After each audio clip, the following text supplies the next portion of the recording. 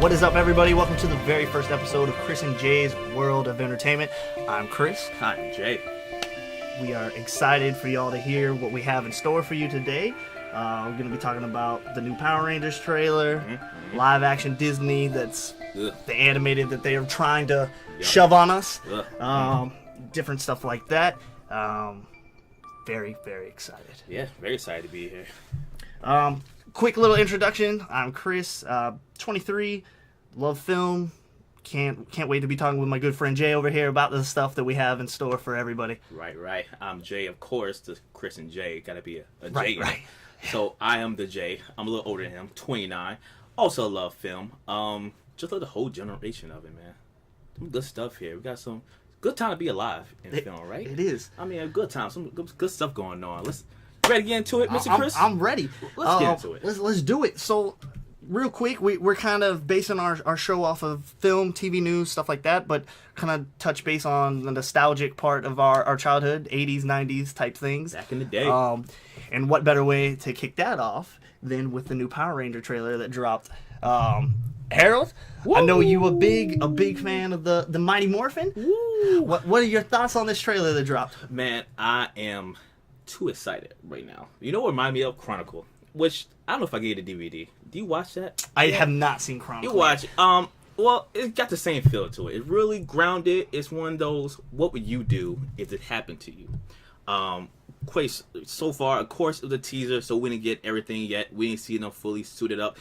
Please, you didn't see the trailer, go see it. Go to our Twitter handle, please, Chris and J WOE on Twitter. Check it out if you have not seen it yet. Like I said, it's a teaser, so it's not full a trailer yet. They didn't give us all we want to see. No Zords, no Zordon. Got a little Rita in there playing by Miss Elizabeth. I don't know how I feel about her. I don't know either. The little bit that she's in there, what they showed of her, my thoughts are, is she going to be able to pull off a menacing character, or is it just going to come across like how on the TV show where your performance is kind of laughable? I think she's talented. She can do it. Yeah. I just don't know yet by what I've seen.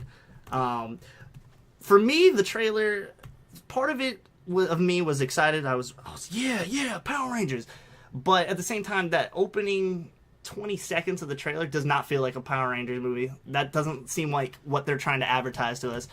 And I guess it's because they don't want to come across as it's just some goofy type thing. But I felt like I was about to see a low-budget horror movie from the first 30 seconds of it. I don't know how many low-budget... I've seen a few low-budget horror movies in my time. Is that what you got? Yeah, that's what I got from it. I didn't get that. I got, honestly, a couple scenes there, I got a little Michael Bay out of it, which I'm not the biggest fan of Michael Bay, but, again... I can see I see where they're going with it. It's a darker tone to it, more grounded. Now, a couple of things that have been floating around with the main cast that have 5. So we're official. We got 5 Rangers, of course. Tommy. Now, personally, I'm a huge Green Ranger fan. I love my boy Tommy Oliver. Love him to death. Favorite Ranger. Got all the merch that you could find Got all the merch I could find. They're saying, I'm reading online, is that Miss Rita can potentially be that Green Ranger. Now, personally, I don't think that's going to happen because she's a little older than the Rangers. Right. You know what I'm saying? So I don't think they're going to do that. So I feel like where that's going to come from, it's going to be some little twist that they're like, oh, that's the son of Rita. And then it's just going to be like, really? That's what we went with? We went with the most cliche twist that we could throw in. Yeah. That he's somehow related to Rita. I think, Zordon and Rita had a baby. And that's how they became. You think that's what it was? It's an angry breakup. Oh, and man. Clearly, the Tommy is caught in the middle of it. So he caught with his mom, who, in the show, Rita gives him the power. He's evil. And so he becomes good. So maybe in this, it's a breakup. It's a space age breakup, and so Tommy being with mother got custody. And then he said, "I want little mom, no, so I'm going with dad." So this is a little drama, a love fest. I think that would have gone This is with what it. Star Wars was supposed to be at the time, a love story. I'm excited for it, man. I know you're on the fence. I'm on the fence, but again, it's just a teaser trailer. I don't like to base my whole opinion off of a teaser trailer because what it was giving you is it's giving you that little bit of footage.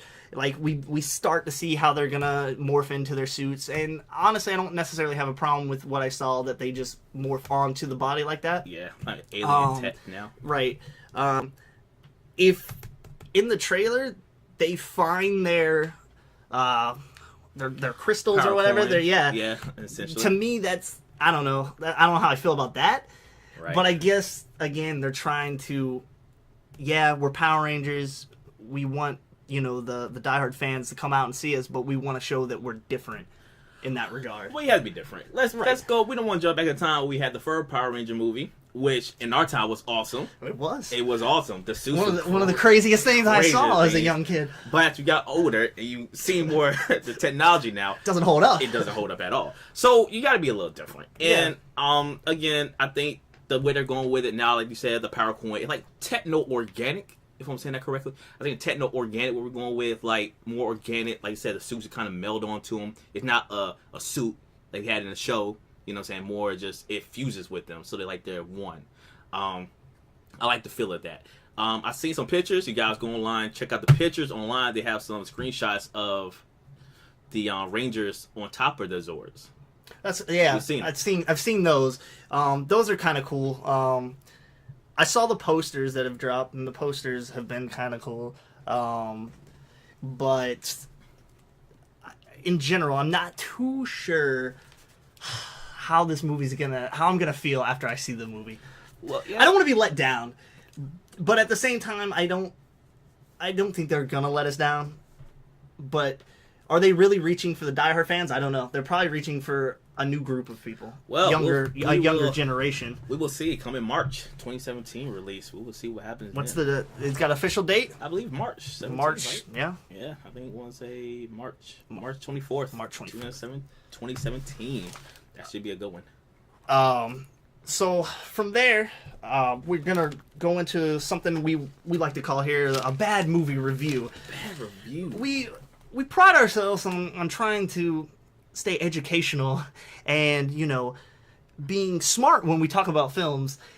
So this segment's really about we've went through the internet, we've found some reviews where people think they're being smart and they're talking about movies, and it just comes across as, do you know what you're talking about? Did you see the movie? Did you see the movie?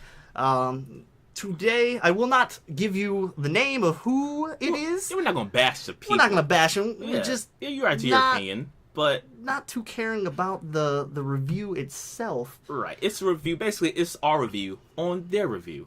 So again, we're not bashing them. We're not giving out names. I don't want you guys going out there searching them, and I don't want you guys hating us. Definitely saying we're bashing people on podcasts. But I just want to know, give our opinion on this review, just so we can enlighten maybe some people who read that review, and we can show them. All right.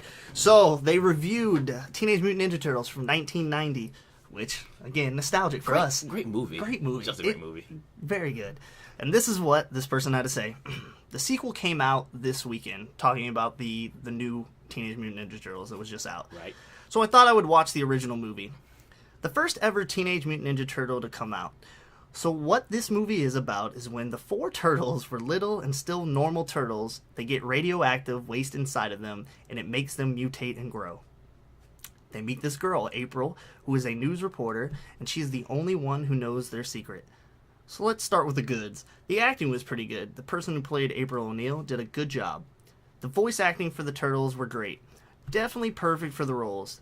The action was good. I mean, yeah, it was cheesy, but it was fun. The story was fine, I guess. Was good at some parts and was sloppy at some parts. You could definitely tell this was a low-budget movie with the rubbers and little characters.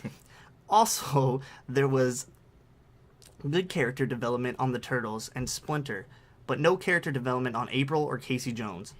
Now, don't get me wrong, Casey Jones was pretty cool in the movie, but he was just there. He just showed up and didn't do anything the rest of the movie. Like, he was in the action scenes, but didn't do anything else. The Turtles were so cool. They were very likable. It made you want to be friends with them. Also, their catchphrases rock.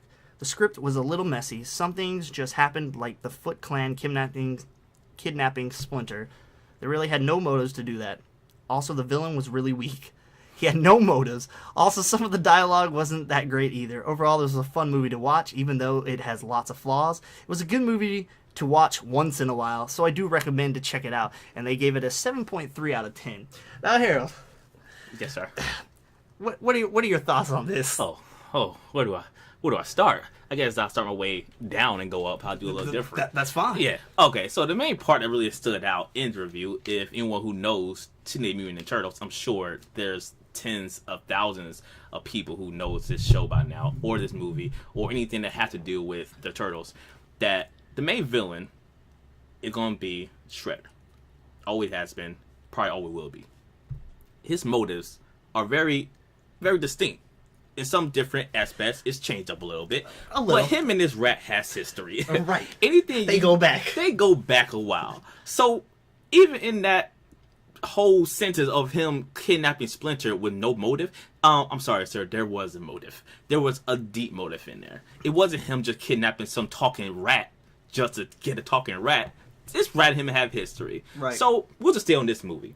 The rat messed up his face. Okay, just put it in layman terms. He messed up his face. So that in itself is a reason to go kill this talking rat. A rat that talks, still alive. Wouldn't you want to kill it if it messed up your face? I'm just saying, I would have a grudge with this rat. Now, it's not a little rat anymore. He's a grown rat. Who knows ninjutsu that I'm going to have to take out. I got you. So, I'm going to take him out. The character development part, I think everyone developing a little bit in this. I think the Turtles grew up. They're teenagers, clearly. Teenage mutant. So, of course, they have the aspects of being a teenager, especially Raph, who's pretty much angry at the world. Angry. You don't know why. He's just angry. He's just angry guy. He lives in a sewer. He wants to just experience the world. That's probably why he's angry. But he's angry for no reason. But that's his personality. That's the four Turtles. Leo's the leader. Donnie's the brain. Mike's the Joker. And Raph is the angry one. The bully, pretty much. So all these four brothers coming together, they make up a team. Different personalities. That's like the old narrative for any good story. You have different personalities that make up a team. So this review is basically saying that these turtles are just not developing, pretty much. They just going around beating up ninjas for no reason. Right. And to say that April or Casey Jones don't really have character development, I don't know. I find that kind of... Did you really truly watch the movie? I mean, Casey Jones, I think, develops pretty well and throughout the movie. Right. And April becomes kind of a strong-willed person. She tries to be strong early on in the movie, but it doesn't really work out for her too much. Yeah.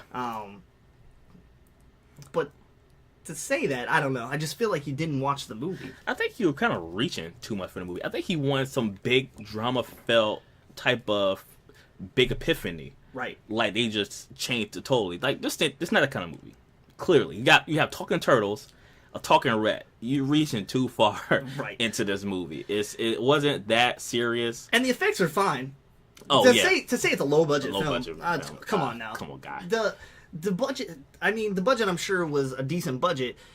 And they made their money back, obviously, because they got 2 sequels out of it. Yeah, they made their money back. But to tell me that those turtle suits are not impressive is...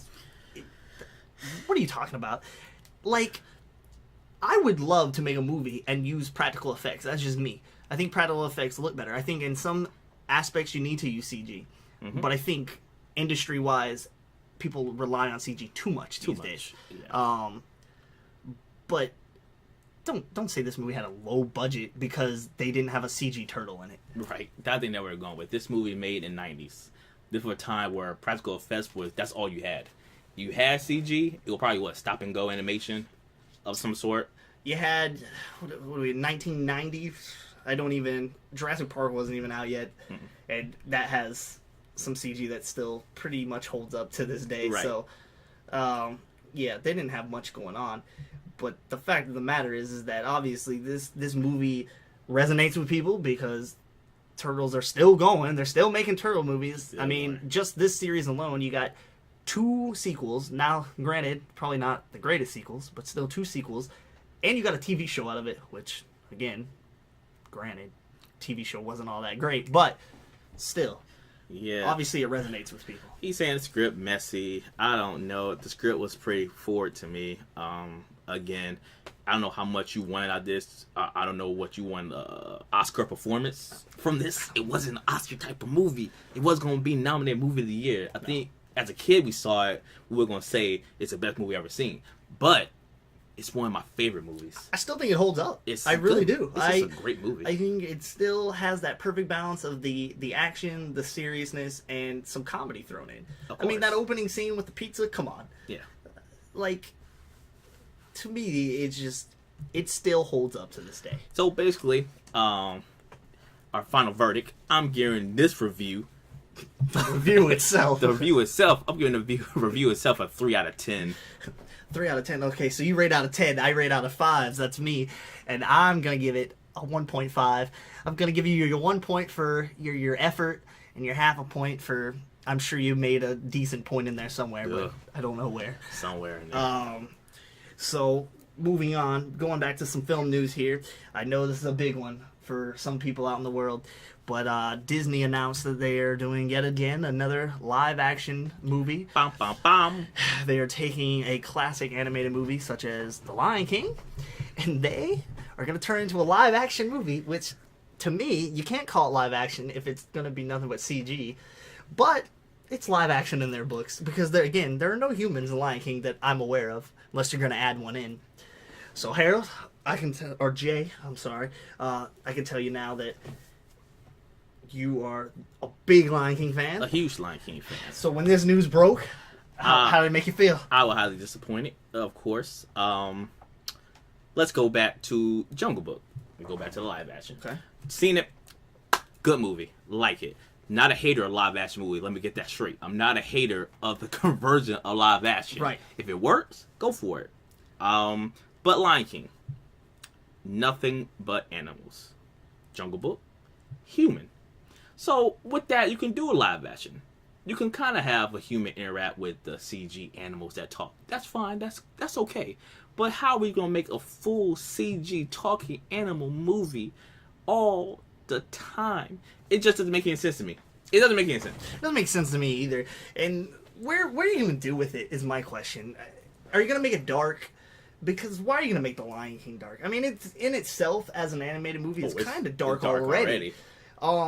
Are you going to leave the songs in? That's a big question I think a lot of people are going to ask. Is the music staying? Now, you saw Jungle Book. I have not gone around to see Jungle Book. What music is in Jungle Book? No music. No music? No They music. don't have the song at all? No songs. So, I don't know exactly how it's going to hold up. Now, we've got Beauty and the Beast coming out. And what I can gather from Beauty and the Beast just through the trailer, I'm thinking maybe they're going to have 1 or 2 songs in it. Mm-hmm. Maybe. Not necessarily. But if they do, I think it'll go over a little well. But apparently, people are eating up these live-action movies. When Alice in Wonderland came out, people went out to go see Alice in Wonderland. Yeah. To me, listen, I respect Tim Burton, but I think his movies are getting a little ridiculous these days. And to say that Alice in Wonderland looked entertaining, I don't know. I don't find that it looked entertaining. No, I don't think it really is. Let's understand. Growing up, we kind of grew up in the same era. The cornerstone of a Disney movie, it's the songs. Everyone knows this. Right. The songs are what gets you into the movie. It just makes the movie just 10 times better. It's a musical for children. It's basically a musical. This is the first musicals that we really got involved with. Like, we know the songs, we know the scene to the song. So to us, it's comforting, it's nostalgia. But to do live action, and let's be real, live action equals dark 9 out of 10 times. It's just going to be dark. When you're taking a Disney movie, from what we've seen. Because again, Alice in Wonderland, kind of dark. Right. Maleficent, I know for a fact dark. Jungle Book, I assume dark. Yeah. I'm trying to think of the other ones that have come out recently. I don't know that necessarily. Cinderella, don't know. Didn't see Cinderella. But could assume. Can assume from what the trailer showed, probably a darker film. Yeah. And again, a lot of people probably out there saying, all of you history junkies or you brainies out there probably say, well, these children's stories are based on dark, grim stories. I understand that. That's right. I have no problem with that. And that's true. That's a fact. But Disney got the properties in terms of childhood memories for us. Right. So we're going off of what we know. Okay, I'm sorry, I wasn't around to read the real story of Little Mermaid. Right. All I know is Disney version. And to me, you have a talking lobster, flounder, and a good happy ending. I don't want to see Little Mermaid turn to live action movie and it's like the Grimm story where she loses her tongue. I don't want to see that in the movie. That's not what I remember. So just off the bat, like you said, just a few movies that's coming out here. We have Lion King 1, Beauty and the Beast 2, Mulan. Right, Mulan recently announced. Ugh. I think announced not long after Lion King was announced, mind you, and Mulan might be all right as a live action movie. I think it can be. I think it could be something, but come on, I mean. Of course, I want to hear the music that's in it. Right. I guess people at home that are sitting here, they're probably like, "Oh, these guys." But it's not because that's what I grew up on. It's just that's how it's been portrayed for so many years because of Disney. Right. I'm sorry, but when you go into a Disney World park, are you going into a Disney World park because you're going to see the live action tellings of it? No, that's not what they're going to have advertised in their parks. They're going to have advertised Little Mermaid, how Little Mermaid looks in the animated movie. Mm-hmm. Lion King, how the Lion King looks in the animated movie. Stuff like that. Yeah, and again, Mulan is more of a realistic story. So even if they took the story and just made it into a real movie, like let's say we didn't even know what Mulan was. Let's say it never was a cartoon version. And they just came out with that movie, it would be a good movie. It could. It could be a good movie. It would be, I think, a decent amount will be set to the war, though. Yeah, I think the disguising yourself as a man is a good story to protect your father. Right. I think it could draw that to be a real good drama type movie. It can. But, again, we know the Mulan version of the animated one. Now, again, we're not haters on the live action. Like I said, it could be good. I think it can be good. Yeah, Mulan I think can. Right. I don't know the Talking Dragon come into it. I don't know either. But that's the only. But it can be good. Let's see. Some other rumors. Rumors. For live action. So rumors, mind you. We're not confirming this. We're hitting the rumor mill. So don't shoot us and say we don't know what we're talking about. We're staying in rumors. We got Cruella, the live action, starring Emma Stone. Which I'm not a huge fan of Emma Stone. Right. How are they going to do this? So if Emma Stone's going to play Cruella, I feel like it's going to be... Obviously, it's a prequel. It's got to be. Yeah. But do I really want to see why Cruella wants to kill I don't know, animals and make that with Maleficent? Do we really care about how she we did evil? But they made it. But they did it because they know people are gonna come and sit their butts in the seats and pay the money. So and we might be the two that do it also. We might have to. We might have to. Let's see another one, which I'm definitely on the fence, leaning towards off. Tinkerbell, starring one Miss Reese Witherspoon. I think my thought on this is Reese could be a fine Tinkerbell. I don't think she would not be a good Tinkerbell, but Tinkerbell as a movie, as itself, I don't know how that will hold up throughout a story. I mean, I know they've got their animated movies, all these Tinkerbell movies and whatnot, but yeah. Do you want to see Tinkerbell or you want to see Peter Pan? Now, it says here, Insider said it will play with the idea and the timeline of the well-known Peter Pan narrative. So, maybe, like you said with Cruella, it could be maybe a prequel, how they met. Right. Didn't really have that before. We had the Hook version with Julia Roberts, when she played Tinkerbell. Good Tinkerbell in my head. A weird casting in my eyes, but I guess at the time she was hot off the market. So Julia Roberts was good looking. She was. I liked her. I like looking at her. So maybe it's a prequel. Okay. Maybe it's how the Peter Pan and Tinkerbell meet. I wouldn't mind seeing that. Of course, anything in Peter Pan has to be better than what we got last time with Pan.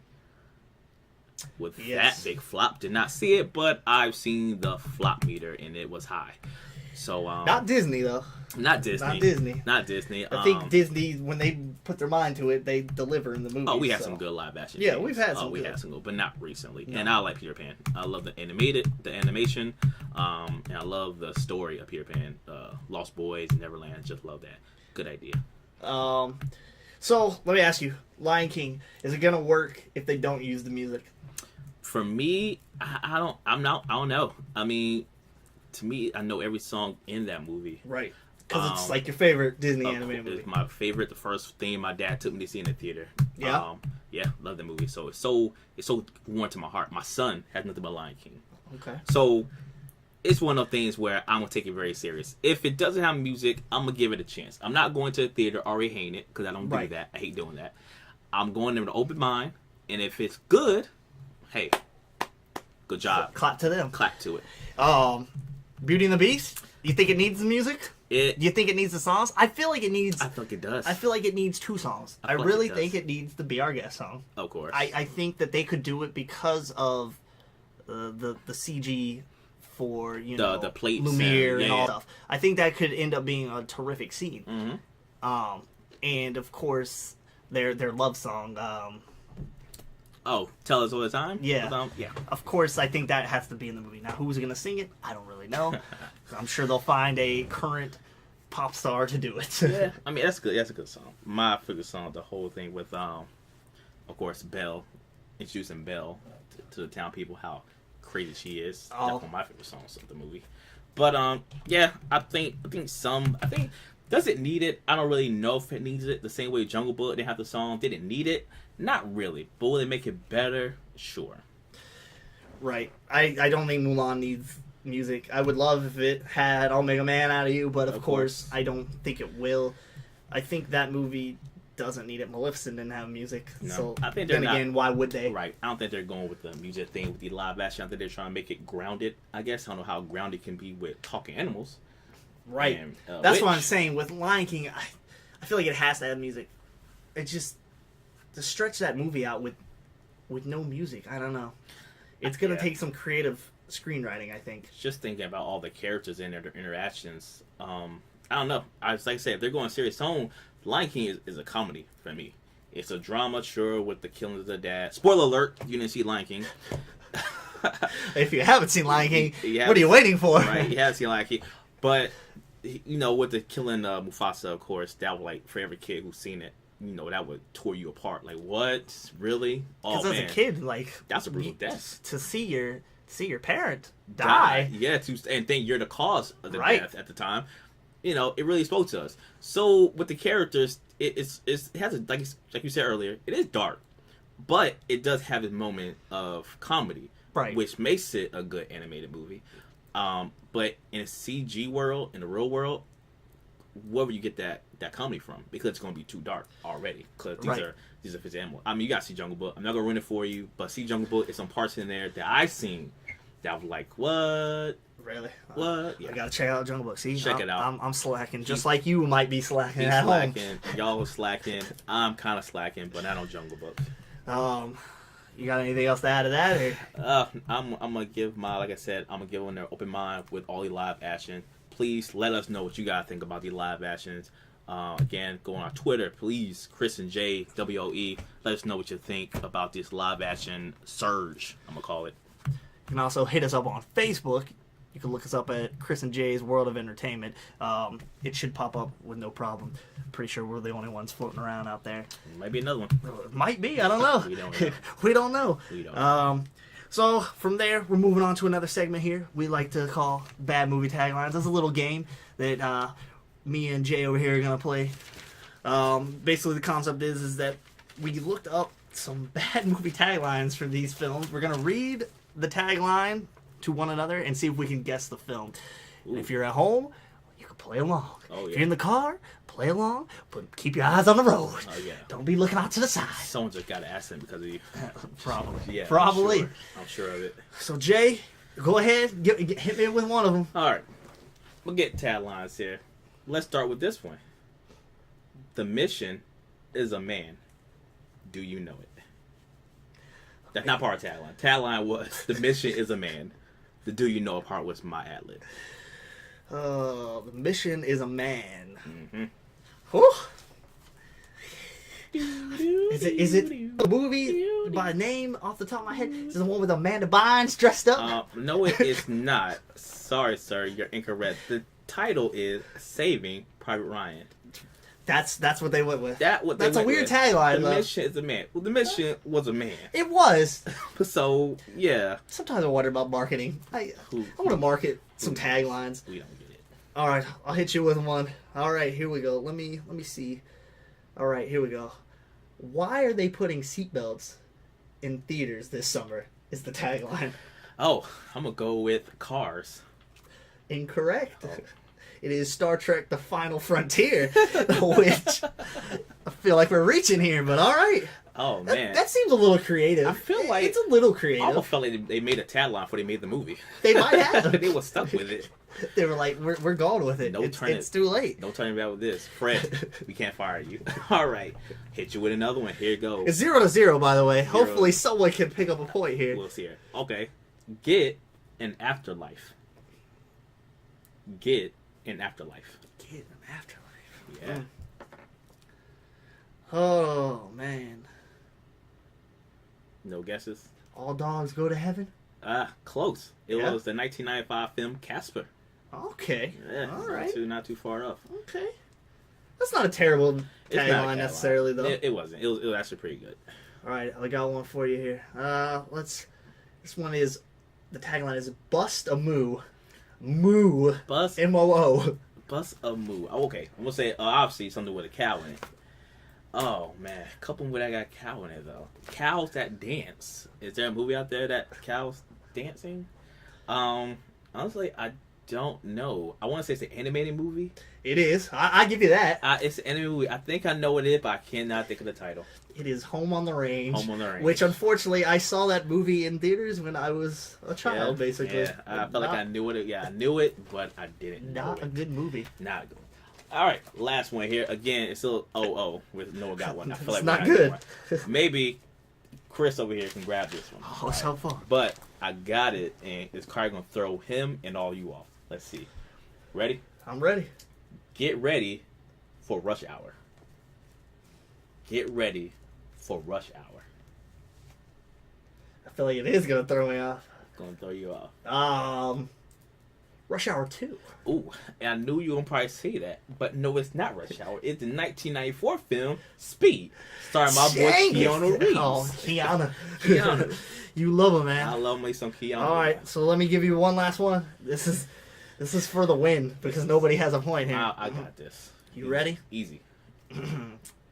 Who's your nanny? Who's your nanny? Mr. Doubtfire. No. Nanny McPhee and the Big Bang. You wasn't even trying with that one. You knew it's no way in this world or the next one. So for this week, nobody has won. Nobody is the champion. I want a champion. So If you all have any type of movie you want us to look at with bad movie taglines, hit us up on Twitter Twitter, Chris and J WOE. or hit us up on Facebook, Chris and Jay's World of Entertainment. Let us know. We also have an email. That is also C and the word and J World of Entertainment at gmail.com.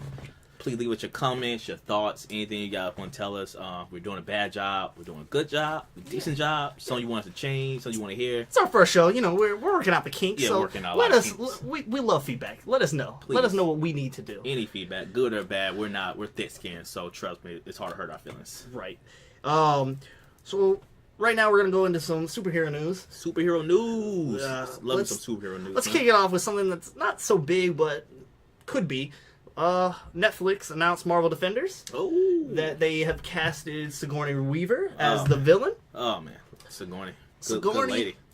She's been doing a lot of things. She's that lady who would not go away. No, She started with the aliens and she moving it on. Ghostbusters. She is not going away. She is here to stay. And at childhood, she had a lot of input in a lot of movies. Again, aliens, Ghostbusters, etc. But yeah, she's playing the villain in the Defenders. So a little quick bit for you, who's not a big comic book person. But I'll Not let comic you book, know. but love comic book shows. Honestly, Right, you're getting I into own me it. some comic books. Yeah, you do. He does a lot of comic books, but he doesn't read them a lot. So the thing is this: Defenders, for him and for some of you who don't know, they're basically a group of heroes that come together, like the Avengers, but not on a big scale, on a smaller scale.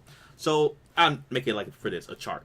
Up top is the Avengers. They deal with the world calamities, the Lokis, the Thanos, the big problems. The Defenders are more like us, deal with the robbers, the gangsters, people that we more or less deal with.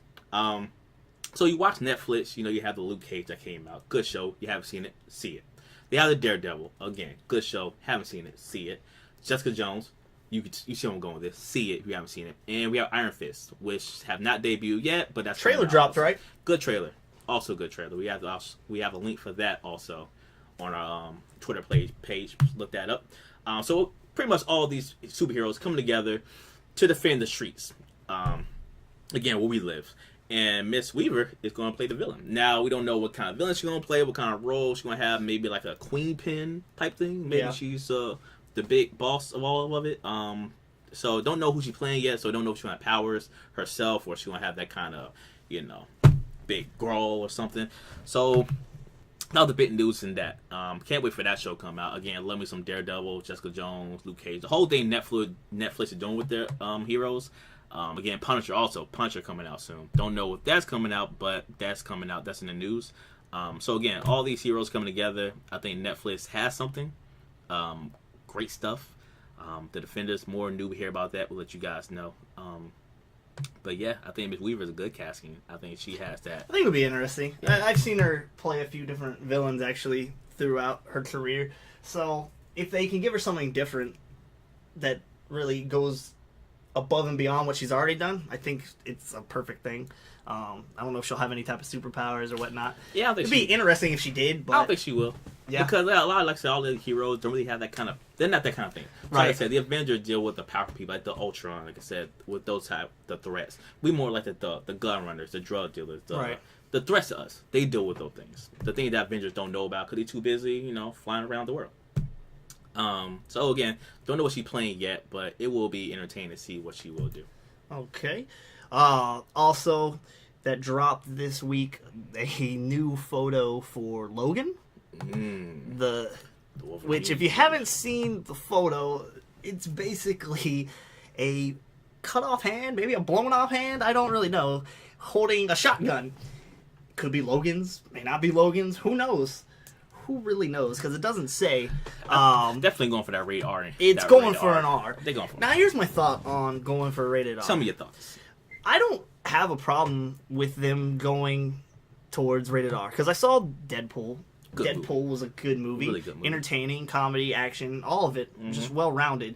But my problem, I think, with them trying to go R on this is that for any type of child who's been watching X-Men lately, right? They've been able to watch X-Men because it's PG-13, basically. All of them, except for I think the first Wolverine Origins movie. It might have been PG-13 though. Yeah, might be PG-13. But so to steer off and make this R, like that's great for us older people. I get it. You want to be different. And I assume the comic's probably more violent, so that's why they're trying to do it. But the children that are growing up trying to watch X-Men now, they're not going to be able to see this movie unless their parents let them see this movie because of violence. Yeah. You already set that stage of saying Wolverine is not kid-friendly per se, but, your parents won't close your eyes to watch it. They won't cover your ears. But and now they will. Yeah, exactly. So now the character they grew up kind of watching, they can't watch now. Because they're probably not old enough. Of course. So that's my only really downfall towards it. It doesn't really affect me, but at the same time, I feel bad for anybody that's younger that's trying to watch it, and maybe their parents won't let them watch it because of that. Yeah, I blame Deadpool. Because as a young child, there was certain movies I couldn't see because of rated R. That's what the rating system is for. I'm sorry. Well, it is what the rating system is for.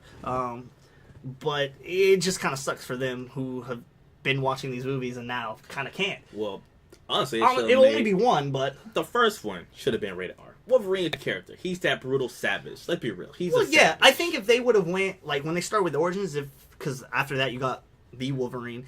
If they would have set Origins and they would have done like this trilogy and it would have all been R, I think it would have been fine. I don't think there would have been a problem. Of course. But I think since every X-Men movie has been PG-13, and now you're gonna have just one that's R, are you doing it because you're just trying to be giving it to the fans? Oh, here you go, here, because you've seen Deadpool work? Or are you doing it because it's what needs to be done? Well, I think it should have been done. It needs to be done, but it should have been done earlier. And I think Deadpool came into the box office and set it on fire. Right. And that would show people that you can have a superhero rated R movie and people still going to see it. We can tell you that 5 years And ago. I'm okay with that because Deadpool, it's set. Yeah, It's his first movie. Yeah, you already seen that. But to take a character like this, and now we're going to make a rated R movie after how many movies are we in now? That's like 6, making 7?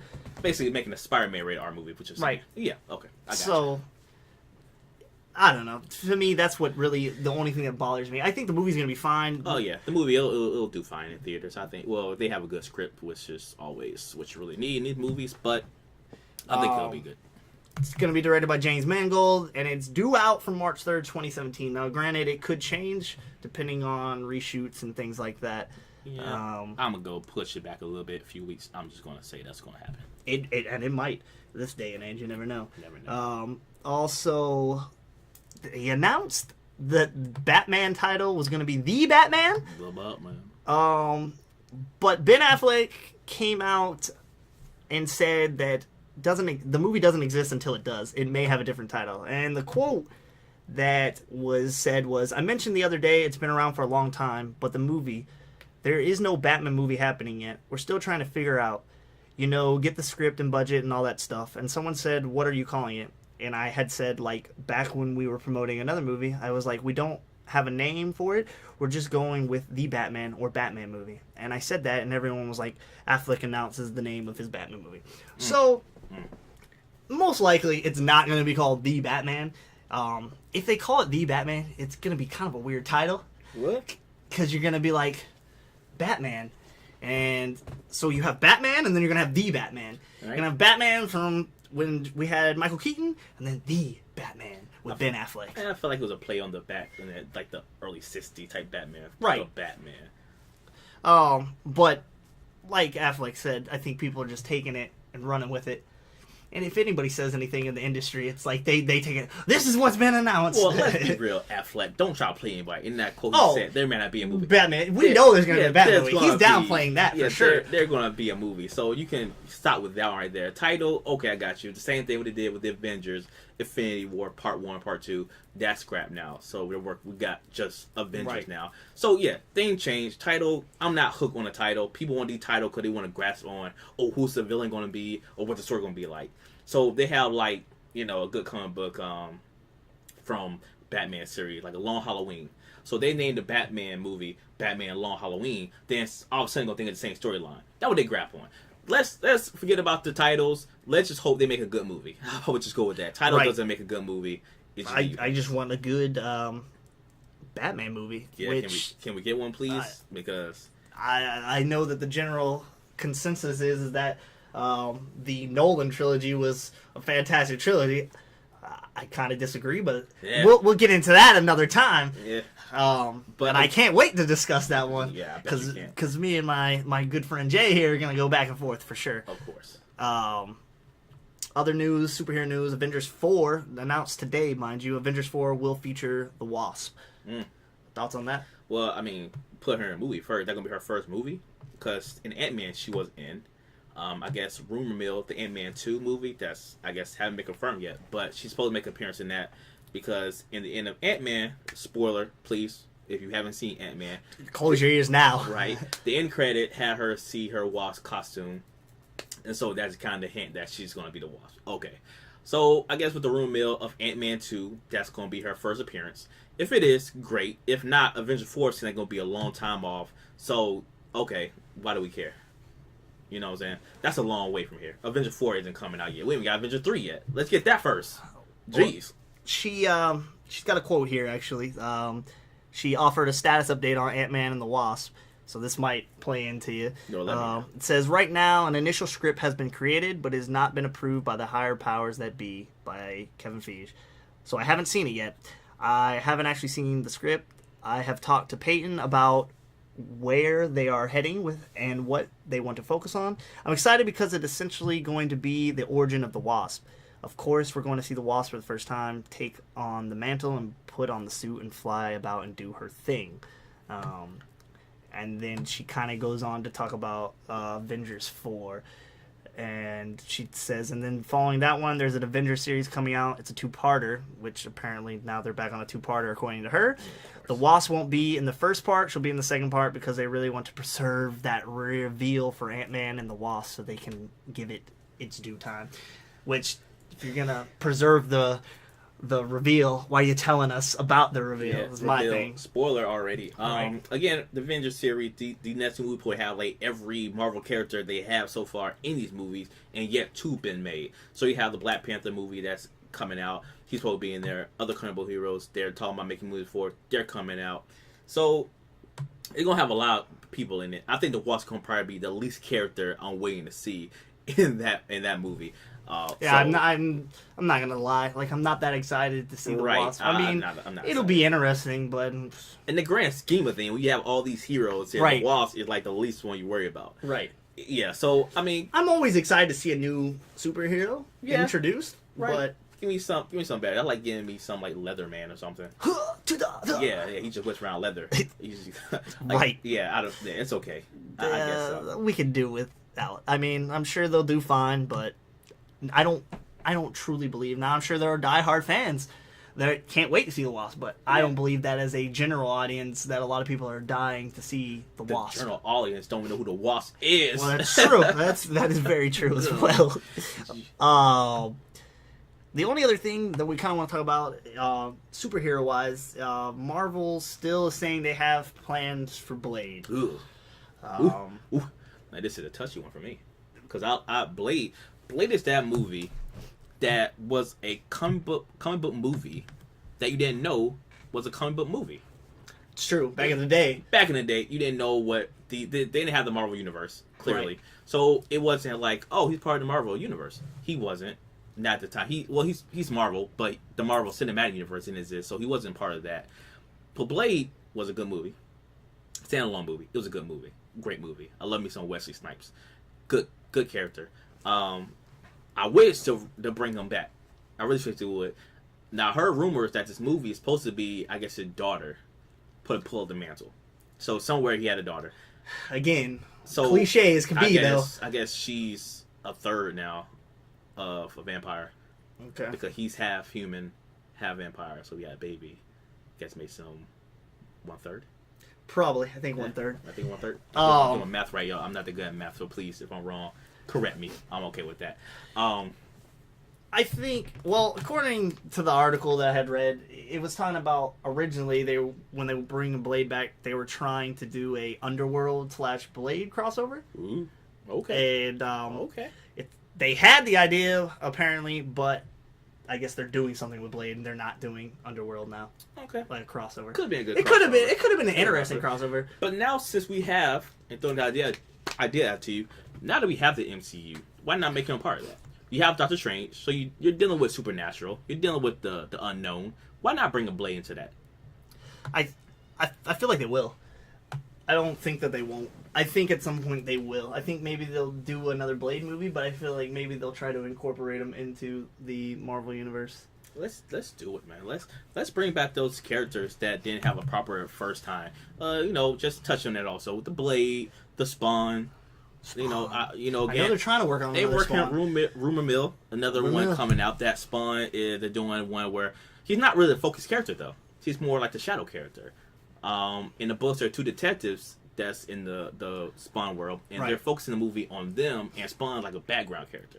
Like he's there, the audience we know he's there, but the people in the world don't. Yeah, Which is interesting. If they go cool with it. concept. But again, I want a true Spawn movie first. Maybe do that afterwards. Maybe make that like a spin-off. I want a true Spawn, the comic book, deadly killer, don't care, the crazy chains coming up. I want that movie again. There's so many concepts that sound cool but never lift off Right. in this industry, but I think that would be an interesting one to play off of if that's what they're going to go with. But most likely it's talk and we won't ever see anything with Spawn again. I've been reading about that for a while now. Wasn't and there a I think TV show for Spawn at one point? There was an animated TV show, right. HBO. Yeah, and that's did pretty well. It's better than the movie. Yeah. Yeah. But again, I want a true movie now. Come on, some studio pick it up. Let's do it. Let's stop talking about it. It's gonna make money. Hey, Just give me a good script. give us the money. We'll make it. I'll probably just take the money. You'll just take the money. I'll just take the money. I don't want to produce it or I just want to go in theater and get some popcorn and watch it. Okay. All right, so we're gonna move into another segment real quick that we like to call fan theories. we've seen plenty of fan theories out there, and most recently, that's one that came back to light. I've seen it a while back, but I guess it really took off recently because of Facebook and people always sharing stuff. Is the Grease fan theory? Jay, you want to touch on that fan theory? Now, see, so most of you who never seen Grease, I hope you've seen Grease. It's probably a love story. You know, a girl from the uppity town, you know, suburbia, good home, you know. Meets a boy named Danny, who may be from the wrong side of the tracks. They spend one summer together. She come to his school.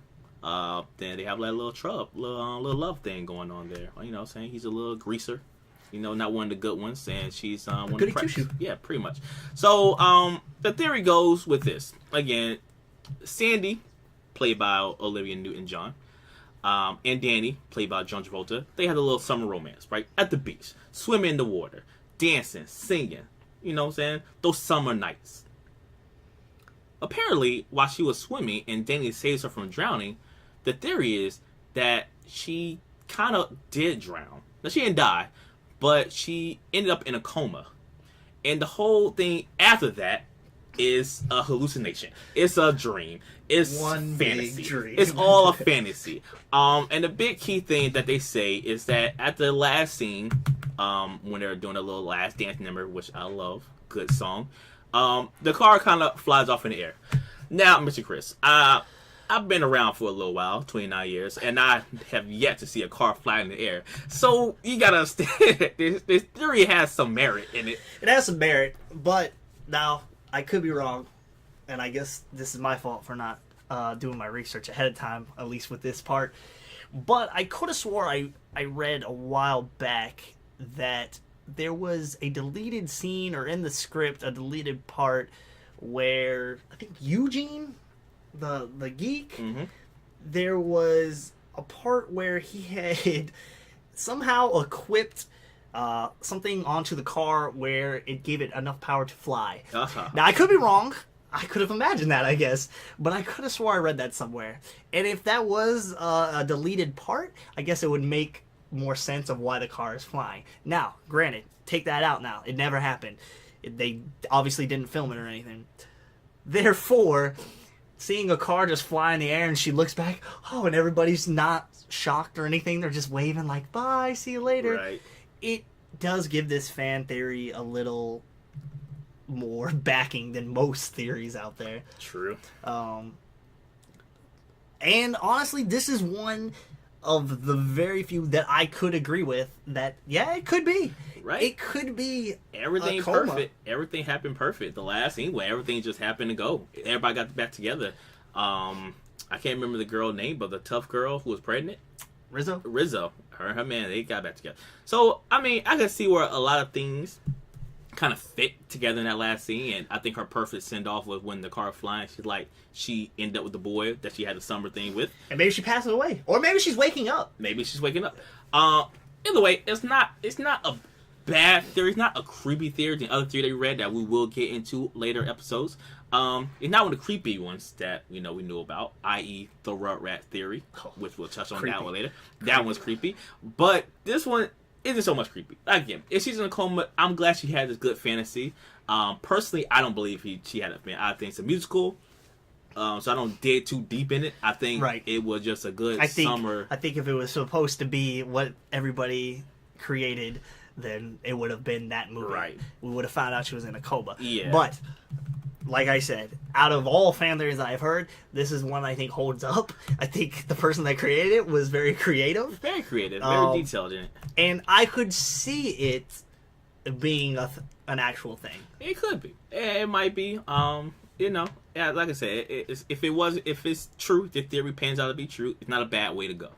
No, it's not a bad way to go. It's a very long coma dream sequence. So it's sad that she's young and she passed away. If that's the case for her, the car floating away. Right. That's the sad part, and that's kind of the disturbing part. But again, she got to at least meet Danny, and that's what her fantasy was about. So, and my only other problem with it, and I guess if you ignore what I'm about to say, then it wouldn't apply. But if it was some big coma, why do we have Grease 2?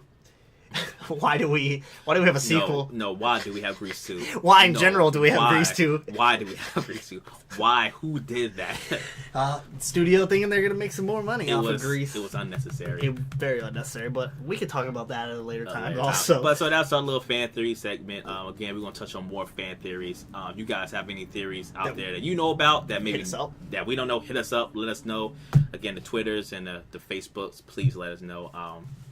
We're gonna touch more into fan theories. I love fan theories, don't you?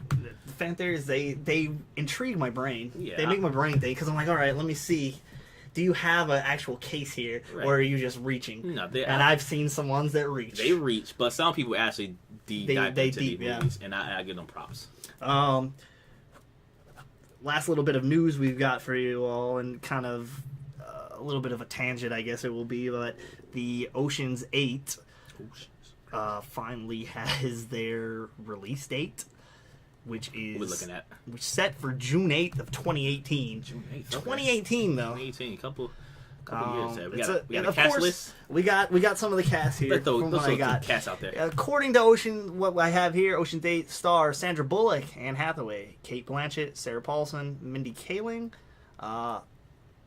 Rihanna. Yeah. Helen Bonham Carter. And Gary Ross Gary Ross is directing. Yeah. Oh, Gary Ross is directing. I'm sorry, I messed that up. Now, I know you've seen Ghostbusters. You're a huge Ghostbusters fan. Right? I enjoy the original Ghostbusters and its sequel and its animated show. Yeah, as most people would. They're a good show. The second one to me is really, really good. Of course, going again, starring Miss Weaver, who we talked about earlier. Right. Seen the new one. Yeah. I know you've seen it before me. I saw the reboot. I was a little late. All right, so let's get into this female casting. And again, I know it's a touchy subject because this is a big thing where they say women aren't getting the main role that they should be. I know when this movie got announced and when it came out, it was a lot of backlash towards the whole cast in general, and more or less with Leslie Jones, who I must say in the movie was hilarious. I think Leslie Jones was by far the best part of that movie, probably, because I think she was the funniest. Best part, yeah, of course.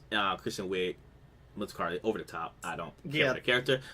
Before we get into the movie, to talk about the Ocean's 8 part, I'm not against women casting at all. No. I think women can do a great job acting, as Meryl Streep is my favorite actress of all time. So I love the women who can act. They are great at it. Now, when I say it's about Ghostbusters, don't think, disclaimer, I'm not bashing the women's scene at all. I think Ocean 8 can be good. I'm an Ocean's fan. So it doesn't take men to pull a heist. I think a group cast can do that together. I think with that cast so far, it can be done. My thing with Ghostbusters is that, aside from the woman thing, it was just not a good movie to me. Again, not the women parts that had the problem with. It was the referencing to the original Ghostbusters that I didn't care for. And I can see that. I think they were reaching a little bit, and it could take people out of the movie, especially say you're not a big Ghostbusters fan, but you've seen Ghostbusters, you know who the Ghostbusters are, right? And you see these random cameos. Mm-hmm. It could take you out if you're not a fan. You wouldn't. If you are a fan, it still kind of like takes you out of the movie because you're like, okay. But at the same time, it makes up for it because I'm like, all right, yeah, that's a good little way to work them in, I guess. Working Dan Aykroyd in was kind of, I don't know. His cameo as the spoiler, I guess, if you consider this a spoiler, as a taxi driver. His was kind of out of place. Bill Murray's, I thought, was a good little cameo. Yeah, okay. Ernie Hudson, I saw his coming, his cameo, so that wasn't a shocker for me. Right. And if you stay through the credits, Sigourney Weaver, she has a cameo as well in the movie. But I think they did try too much to relate to the old one for fan service, so fans would come see. But they'd already ticked so many fans off already that most of them weren't wanting to come out and see this movie. No. I can say that the villain itself in the movie is weak. Very weak. A weak villain. And honestly, there was not a lot going on in the movie. It's just what comedy I could grasp from it is what kept me entertained. Yeah, I think the people who didn't see it and bashing it because of women cast or Leslie Jones or anything pertaining to that, shame on you. Shame, because that should not be a reason you should not see a movie. No. It's okay to recast. It's okay to take a licensed property and kind of reimagine it. It's fine. Just touch on the Power Ranger thing real quick. You know, in the cartoon, in the original, you had Billy, who was a white guy. You had Zach, who was a black guy. Now they have the Black Ranger being an Asian, and the Blue Ranger is black. That's fine. No one's going to... Who has a problem with that? If you do have a problem with that, again, shame with you. Come on, man. It's 2016. Get over it. Right. So anybody who had a problem with women casting, come on, get over it. You're just being backwards in life. Again, my gripe was the like you said, the calling on the original, and it wasn't solid to me. It may seem like almost like the Ghostbusters that they set up didn't exist, like they were the original. Why not pay respect to the original? Why the script couldn't be like the old guy retired? Because let's be real, they was old. They're old now. That's what I was hoping originally that's what they were going to. But it comes down to, they try to get Ghostbusters 3 launched so many times, but Bill Murray just would not do it. And that's what kind of ticked me off about this movie a little bit, was that Bill Murray refused to do Ghostbusters 3. But in my eyes, if you didn't want to do Ghostbusters 3, why couldn't you just take a smaller part? Maybe they didn't want to do that. Maybe the studio didn't. But you had no problem signing on for a decent little bit sized of a cameo. Right, longer than everybody else's cameos, mind you. And more lines. More so you had no problem doing that. I felt like that was a slap in the face to Ghostbusters fans in general. Yeah. But I think Ghostbusters 3, if they could have got it launched, the original idea was, at one point, Bill Murray was supposed to be a ghost.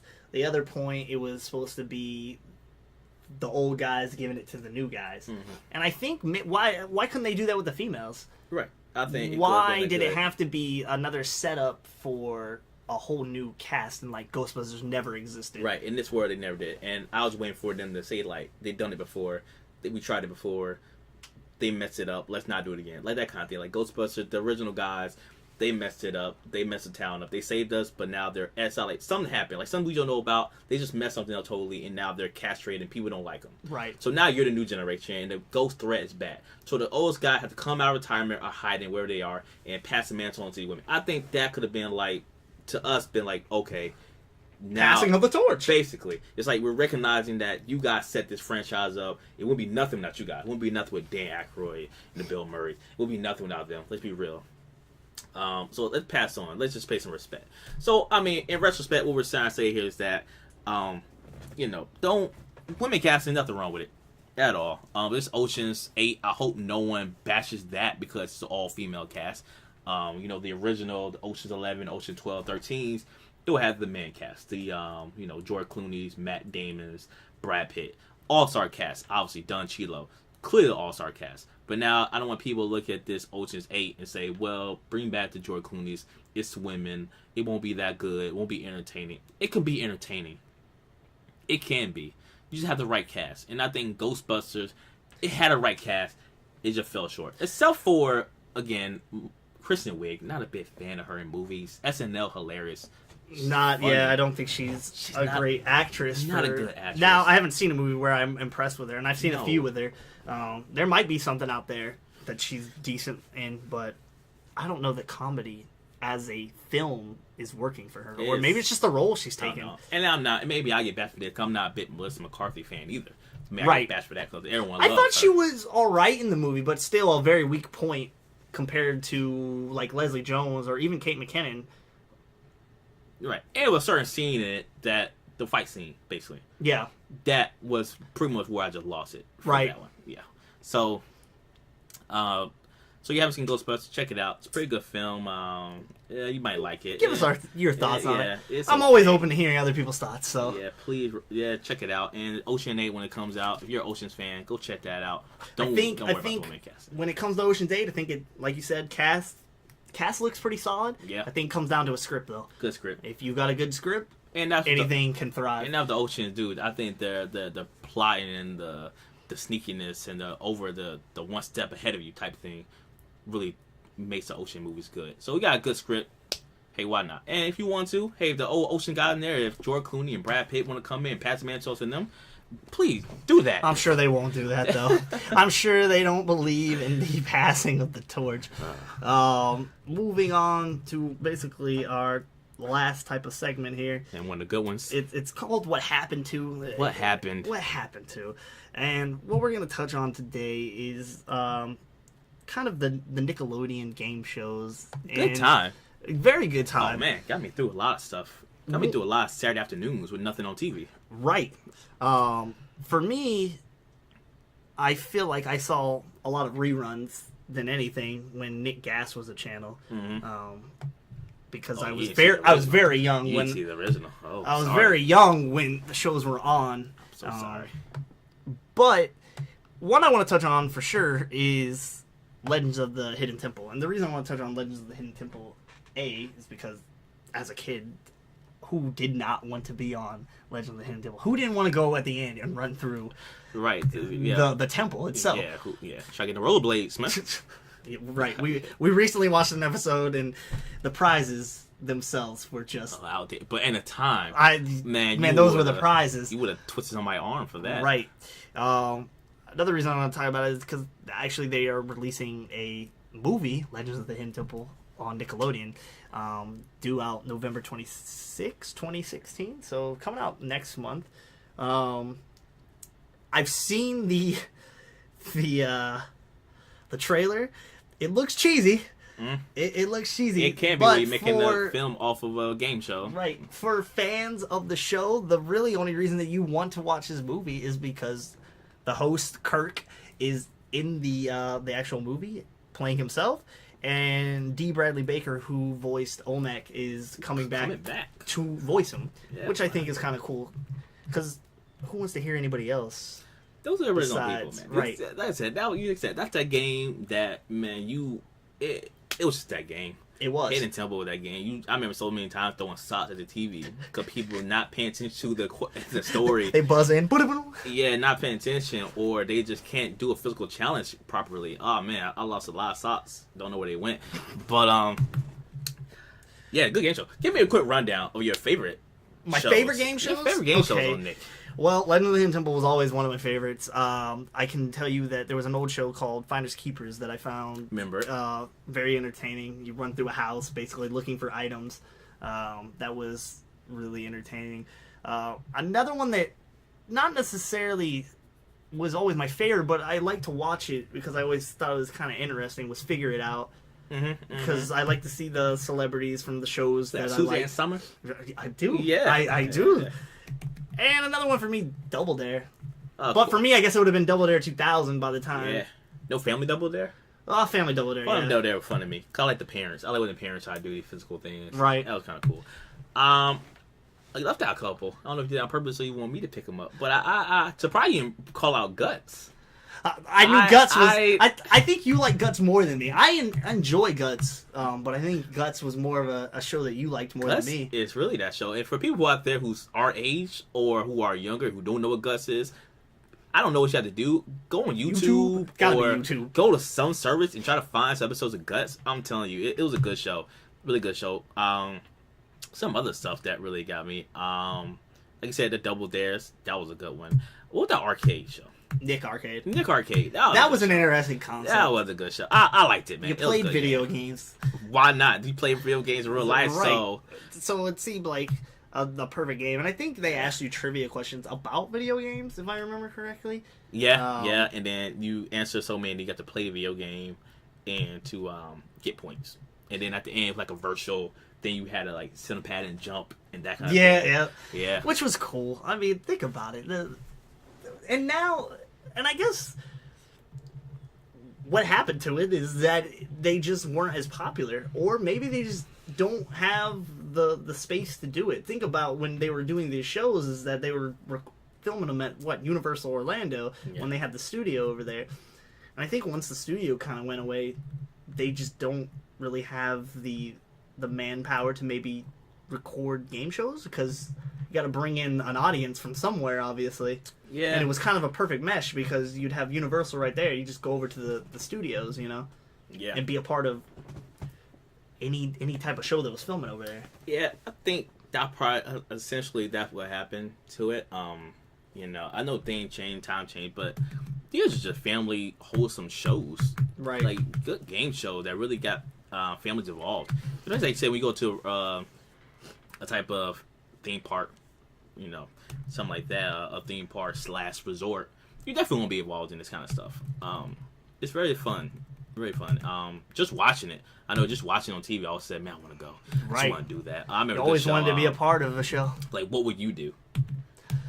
Is that the one where they had the different pads, Yeah. 1, 2, and 3 Yeah. on the floor or whatever? Uh-huh. Yeah. I remember that one. Yeah, that was good stuff, man. Like, what would you do? And you had to, like, kind of go out there and do these dares or whatever. Yeah. Man, that was some good stuff. Like, again, this is nostalgia stuff for us. They don't do this stuff anymore. So if you don't know this stuff, you're too young. Go check it out. But if you are our age and you do know what we're talking about, you're probably sitting there like, yeah, what happened to these things? We don't know what happened to them. I wish there was somebody we could talk to and sit down and just get petitions started to bring back these shows in true essence. Or, matter of fact, just give me a network. That's what I want. Yeah, just give me a network. Right now we reruns. have Late at Night, The Splat, which does not really touch on too many shows from the classic Nickelodeon days, and not even a game show, mind you. And that's the cornerstone. I think cornerstone for us. Well, Game game shows. shows. Yeah. It really was cartoons and game shows. And game shows are more live action thing for you. And like I said, especially this show was grounded to more kids. It wasn't a Jeopardy or Wheel of Fortune, the stuff our grandparents made us watch because like, oh, we gotta watch it now. But it was like really good kid shows that was like, man, I want to be part of that show. I can't wait to be on it. What happened to it? What happened? It needs to come back. Speaking real quick, since we're talking about classic Nickelodeon, I came across a page on Indiegogo.com. You did, yeah. It's basically, if you don't know what Indiegogo is or Kickstarter, stuff like that, it's a funding website to create their own type of film projects, whether it's documentaries or an actual film itself. I've seen people try to make their own TV shows off of these websites. This one you can go to, and we'll post it on Twitter and our Facebook page, but it's Indiegogo.com/project/the Orange Years film. Basically what the Orange Years is that they are trying to raise money to explore the golden years of Nickelodeon. They're going to interview actors from that time, the writers, creators, stuff like that. So we can find out what truly happened to the golden years of Nickelodeon. And we're going to do our best to maybe touch base with one of them. Maybe we can have them on. They can talk about it for a little bit. That'd be cool. Hopefully. Yeah, so we're going to see what we can do for that. That should be cool. I mean, that film, hopefully that project get lifted. Yeah. I would definitely like to watch that. Real quick. Give me your Blu-ray review. I'm Blu-ray? I'm going to give you all a few Blu-rays that are coming out that look like you should pick up. I haven't seen necessarily the specs on it just yet, but I'm sure it'll be fine. Citizen Kane's coming out with the 75th anniversary edition. That's available for pre-order. We have a new Hellraiser box set for horror fans. But you think, oh, Hellraiser, a box set. You think you're getting all the movies. No. What's weird about it is you're only getting 3 movies, the first 3. And there's been like 8 or 9 by now. So that one's kind of weird to me. But you could pick it up. Another thing that recently got released is a 3-pack of Prince's films, which I find interesting, that they finally released all his movies on Blu-ray. But if you pick up Purple Rain by itself now, with its new release, instead of you getting that typical blue cover, you get a purple cover, which is kind of interesting. Yeah, very cool. Interesting. Paying that respect. Rest in peace, Prince. Every once in a while, I'm gonna try to tell y'all if there's any cool collectibles out there. I know we have collectors that listen, and also movies. But yeah, you can pick up the Prince collection, which is also all purple, for $20 on Amazon. So you could definitely do that. And to basically close out the show, we've got one little other thing we're gonna do. weekly, we're going to basically throw a couple movies into a hat that me and Jay have never seen. Never seen. Never seen. Never, ever seen. Don't know what these movies Nope. are. And we'll draw it, we'll watch it, and we can talk about it the following week.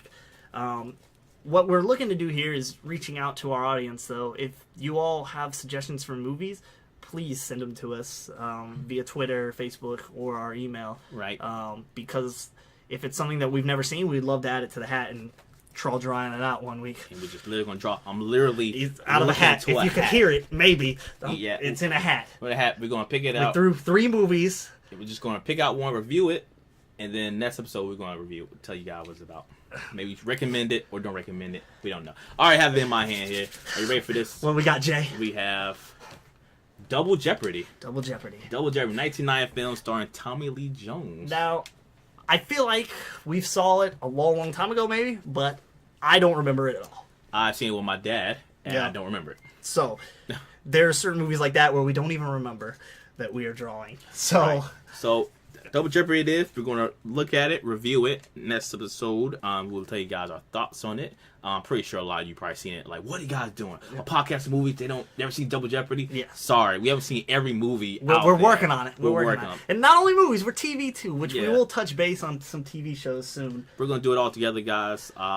So, yeah, thanks for listening. Yeah, thank you for listening to our first show. Real quick before we sign off, a quick shout out to Derek Thomas, who gave us the wonderful music that you hear at the beginning of our show. Derek. Yeah, Derek. So shout out to him.